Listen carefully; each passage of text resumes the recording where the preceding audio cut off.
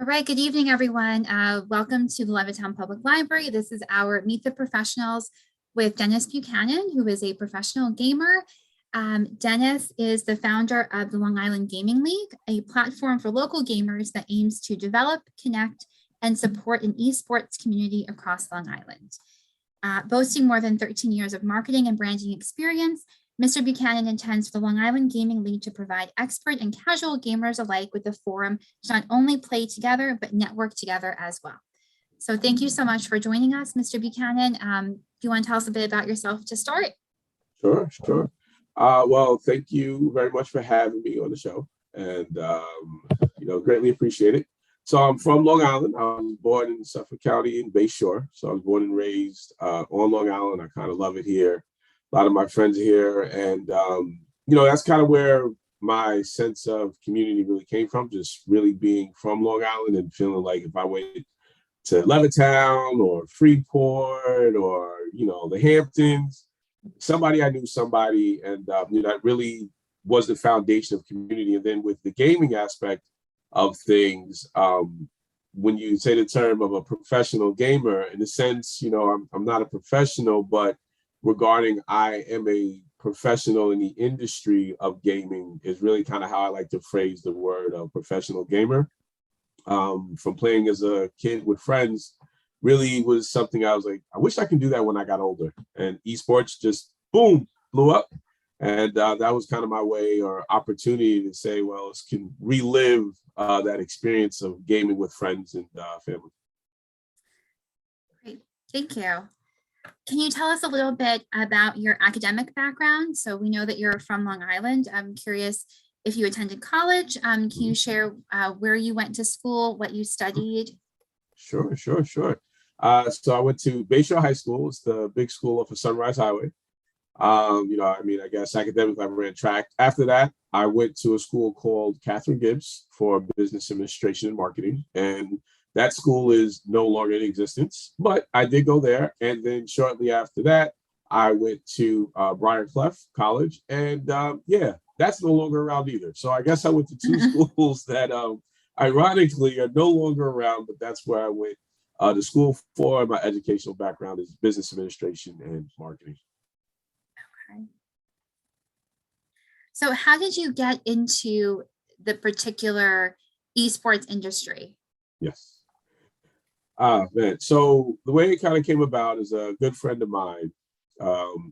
He would always talk. He was very much into sports, and we worked together on a lot of projects. And there was a time where we were working with NYIT, the STEM program, and we were teaching how to create a podcast. And it just kind of blew our mind when we gave the opportunity for the students to kind of talk about what they were passionate about when you hear it come from them. It's one thing to think, oh, they like this or they like that. And after listening to them, my friend and I, he was just like, oh, you should do some type of sports league. And I was like, I don't really know anything about sports, man. Like, I don't know if I want to do that. So he's like, but it's a really good idea. You should do it.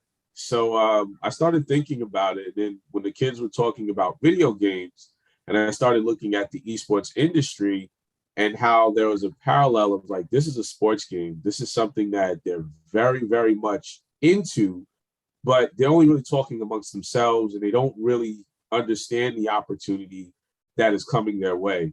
And from that, I utilize the opportunity to currently be working with the youth to see, well, if I can just kind of educate them a little bit about esports or video games, maybe I can help them, because it was about hearing their voices and understanding the misconceptions.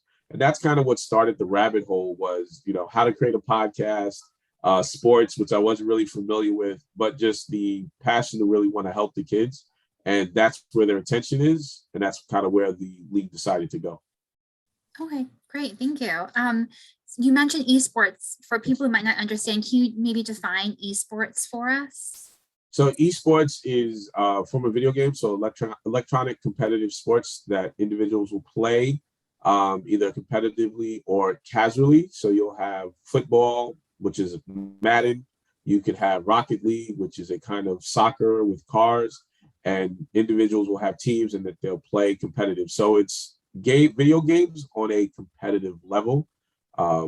like you would play baseball, softball, or soccer. When did you found the Long Island Gaming League?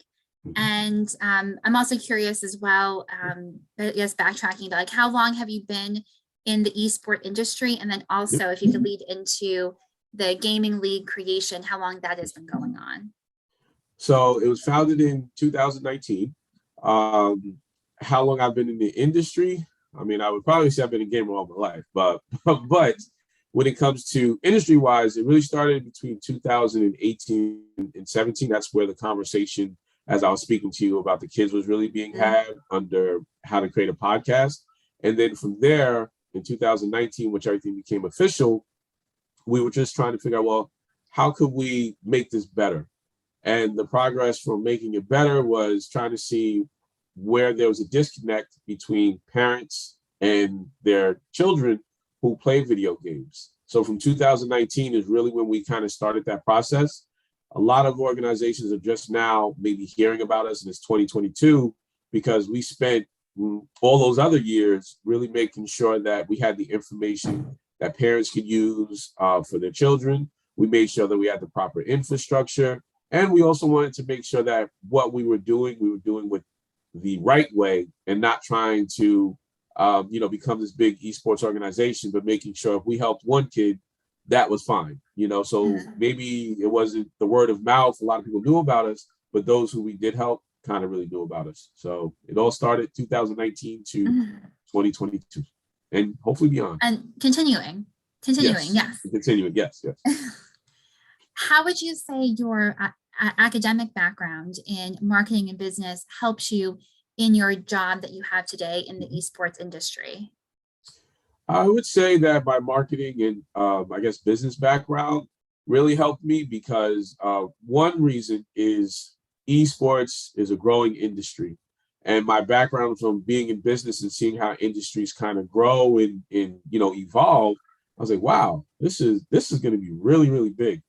So that was just kind of like a hindsight of just kind of looking at it. And I said, you know what? My equivalent is if I knew the NFL was going to be as big as it is today, how would I have acted differently when it came to playing football, really liking football? So with that perspective, I said, well, these children have that opportunity that I never had, that I never would have had. But nobody is really talking to them about that or putting that opportunity in front of them. So from my business perspective of understanding where the industry was going and then seeing, well, these are the real players in this industry. They're going to, play it now. They're going to play it in college. They're going to play it when they become adults. And they're going to be growing up in where we used to watch Super Bowl. They're watching esports championships. And marketing wise, it was just more of it was relatable. And I think with marketing and understanding, people usually buy something that they can relate to or have some type of connection with. I realized that the youth really has a connection to gaming. And how could I help them to fulfill that in a positive way by providing them with structure? Leaving anything left to its own devices can kind of go off the rails. But with us helping to educate the parents and cater to the passion that the students have for gaming, I think there's a really big opportunity. And that's kind of where my background came into play in creating the Long Island Gaming League and what it's about. I was going to ask this a little later on, but I feel like your answer here leads itself to this question, which is, as you said, gaming is technology based. Technology is constantly evolving and changing and growing. How do you envision the esports industry changing over the years, and how can teens or young people who are interested in taking a part of this industry prepare themselves if they want to join this field, whether that's what should they do academically, what can they do in their spare time, what kinds of skills can they build to be ready for the next evolution of esports or gaming? Where do I see it going or changing? I mean, it's limitless, almost as fast as our phones change over from the iPhone to the iPhone 20,000 and 18.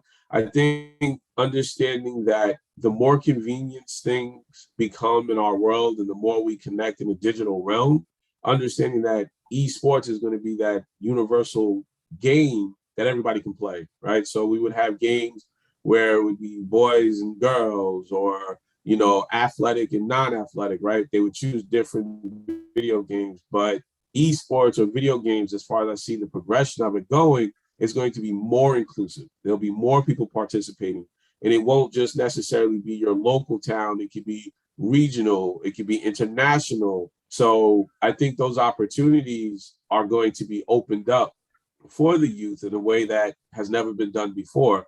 What they can do, I guess, to take advantage of that, or what kids can think about, is as the gaming industry goes, a lot of businesses are run with similar metrics. They're like gamified, right?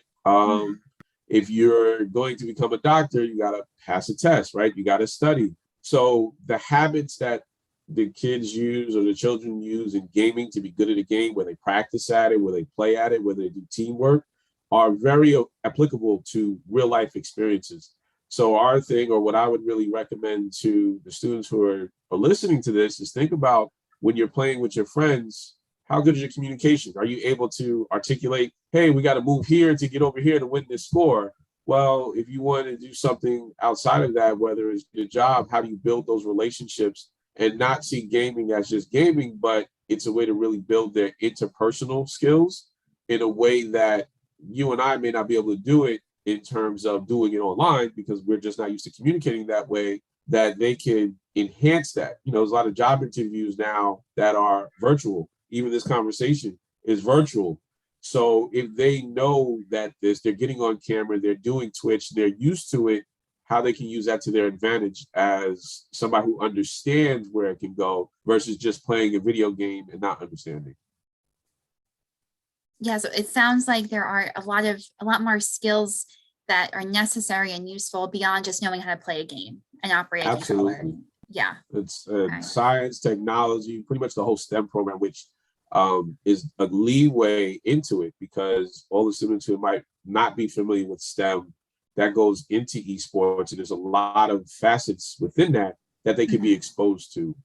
One of the things when we think of our program, it's the opportunity to capture their attention, to educate them on something else that they wouldn't have normally sat down. They may not normally listen to me unless I was talking about video games, but once they're listening to me, I could talk to them about the coding. I could talk to them about how they're built out. So there's so many different things that now I could have their attention and apply it to things that are very informative. So that's kind of what we really do pride ourselves with, in using esports to garner their attention, so we can really educate them on things that are really important that they may not normally listen to. Okay. I think that you might have answered part of this with some of the other questions, but in case there's anything else you think of, Sure. What type of interest, abilities, and skills would you say help a person to be successful in the esport industry as I won't say professional gamer, but as a professional in the gaming industry? Very good interpersonal skills. Some of the biggest, I guess, professional gamers, yes, they are good at the game, but they're really good at engaging their community, and they're really good at being able to provide value, whether it's entertainment, whether it's information on how to play the game. I think that gets lost in the gameplay, because we only see the end result, right? We only see the person playing and they're like, okay, they're really good at it. But we don't really look at the non-technical skill sets that are within the game, which, well, do they study? Do they watch other gameplay? Do they care about their community? So I think those skill sets, those soft skills, are really what can help younger gamers kind of coming into it. It is just as much as you want to be competitive, kind of have an idea of why you're competing and why do you personally like this game, because all the gamers don't necessarily play the games for the reasons we may think. They may not play for the high score. They may play because their friend plays. They may play because they want to earn money, but it's just really trying to find out why they play. And that would be a question that I would propose to any gamer or parent who listens to this. If you take nothing else from everything that is being said, the question is to ask, why do you play the game you play? And what is it that you're getting from this game? And I think that's the basis to understand esports and video gaming way beyond what they already do. So I know that your background is in business and marketing. What other types of education or training, field experience do you think would lend itself to being a part of the gaming industry? Oh man. Is that like too big of a question? No. I mean, because there's so many different fields that come into it because in itself it is an industry from accounting, from medicine, fashion, just security, technology. So there's so many different things that part of that esports. It's an industry in itself, and when we start to get beyond the game aspect of it, you'll start to really see, well, how do all these things? You have sports management, medical management, because there's certain injuries that can happen from playing video games that isn't often talked about. They can hurt their fingers, they can strain their eyes, they could have bad posture. So let's say if somebody maybe is not the best gamer, but they always want to go into the medical field, but their way in is with esports and understanding, well, if I can help solve these problems that are within the esports industry, this can launch my medical field. Or, I always want to own a business, right? Maybe you thought the only way to own a business in esports is to create a game, to be a developer, right? But you don't have the technical skills to develop a video game. So you may think that counts you out. But there are you can manage teams, you can manage players, you can create a league, you can create a clothing brand. So there's a lot of different things that are within the industry itself that students are able to potentially have a career in, even accounting. There's a lot of numbers, statisticians, when it comes to, you have news, right? And you have the forecast, right? They deal with data, they deal with stats, they predict, they forecast.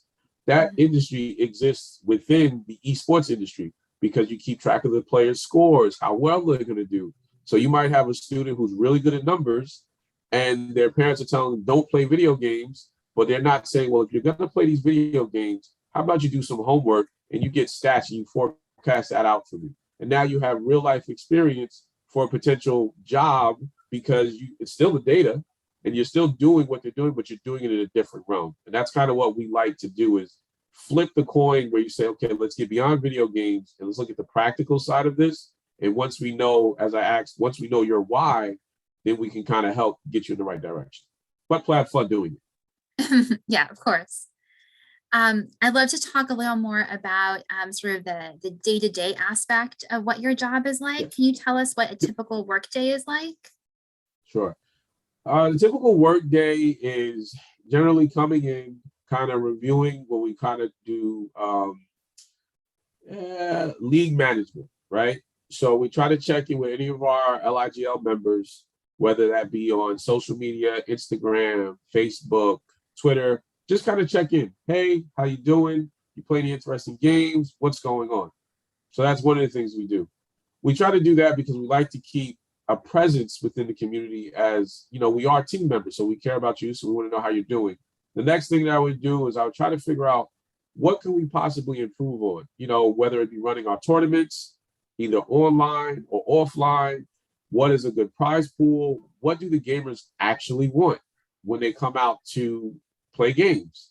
Then we kind of shift into, okay, well, how much of the community knows outside of the gaming community?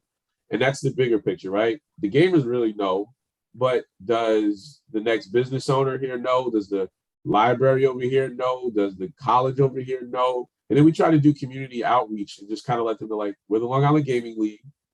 We kind of cater to the esports community from an educational point of view. And we really want to help to educate people so they can kind of enjoy or capitalize on the industry that is coming up. So we do our outreach.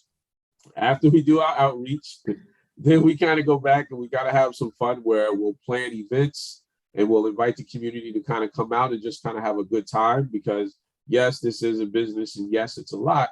But at the end of the day, we play video games for fun. So we'll see what events that we have hosted.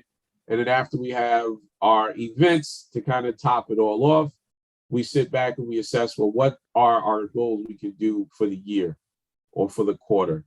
And then we'll always try to plan ahead. So that way we know where we're at as far as catering to our gamers. We know that we've spoken to the community. We know that we've gotten feedback And now we try to apply that to what our next steps are going to be 6 months from now and a year from now. So that's kind of like our day-to-day what goes on for the Long Island Gaming League.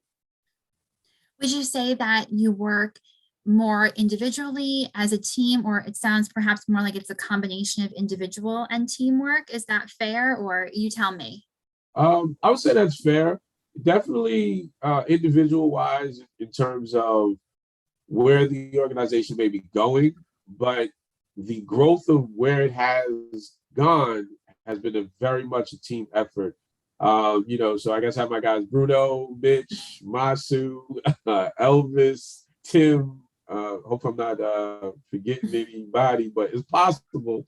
But no, my team is very much important, and they're from the community, and we wouldn't have been able to do so much that we've done without a good team. So it's definitely team orientated as far as how we execute. I kind of come in and help guide the ship. But and Nicholas. So there we go. I got everybody. Great. As the Long Island Gaming League, obviously you travel all across Long Island in your field. You can answer this as either in your field or in your particular position. Do you have opportunities to travel outside the tri-state area, outside the state, outside the country at all? Is there travel involved in your job? There is travel, but primarily on Long Island. And I guess the reason for that is because for us, we don't think we can be everywhere at once, but we do feel if we strongly focus on Long Island, then that's where we want to cater to. So as big as esports is, we're not, as an organization, looking to be outside of Long Island, but we are trying to bring outside opportunities to Long Island. So as we continue to grow on Long Island and other organizations' opportunities start to come, we can kind of facilitate that.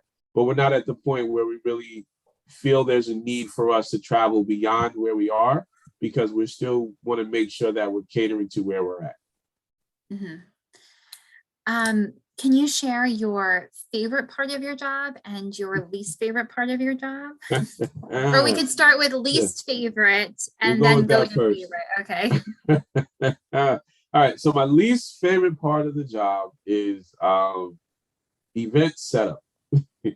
I don't really come from that perspective, and some tournament questions that come up, it's not my thing. My guys kind of get on to me all the time. I'll post an event or I'll make a mistake, and sometimes that comes off the wrong way because people are just like, oh, well, he's just doing this. He doesn't care about gaming, and it's just from my lack of knowledge with certain things. But I always try to improve and be better. So I do talk to my team and I do talk to the gaming community overall when I'm in that role. As far as putting on an event would probably be my least favorite thing.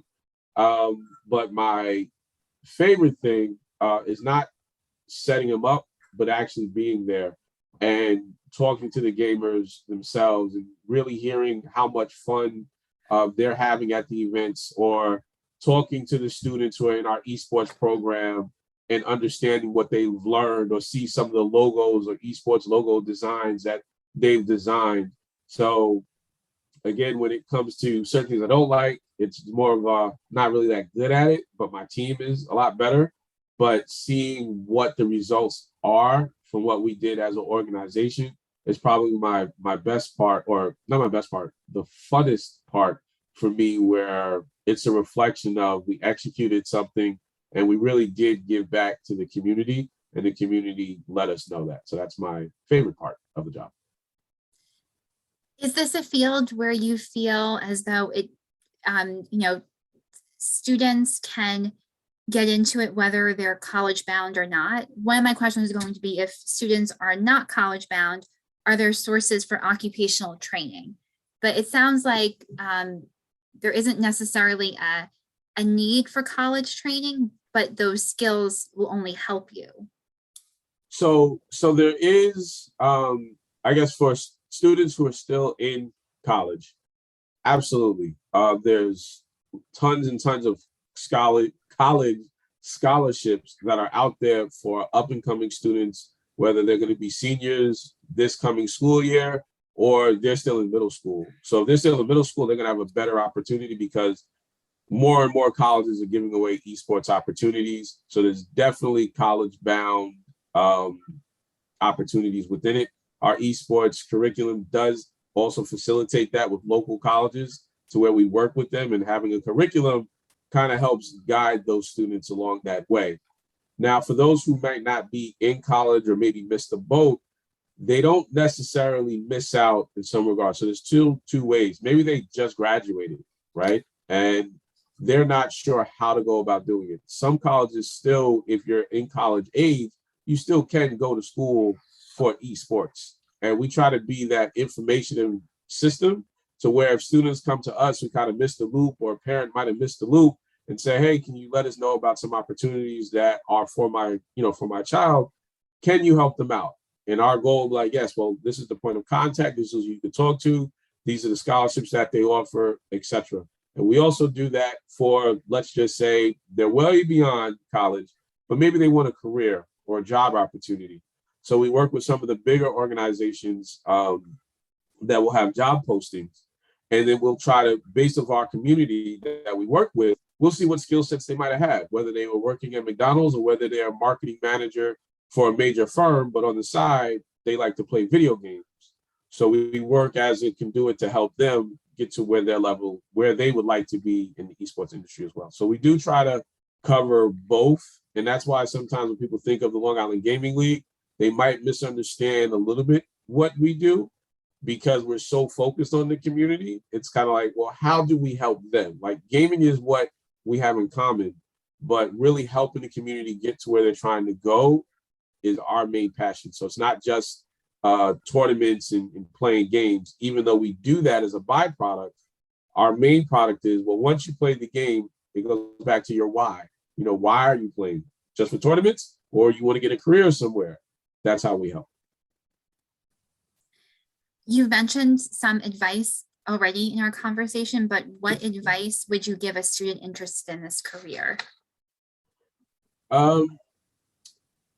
Two things. One, talk to your parent, right? So I would definitely say, because that's really where it starts. And that's where one of the biggest disconnects is between the student and their parents really understanding gaming, right? And for the students who parents may be a little bit more resistant from it, the Long Island Gaming League is also here to kind of help bridge that gap. If you can't talk to the parent, then I would say talk to a school official, and they can kind of help get them some better information so they're not totally discouraged. It's something that I would say. The second thing that I would do, if they're, and I guess it not to be redundant, but it is so important, is I would just ask them, why do they want to do this beyond just playing video games?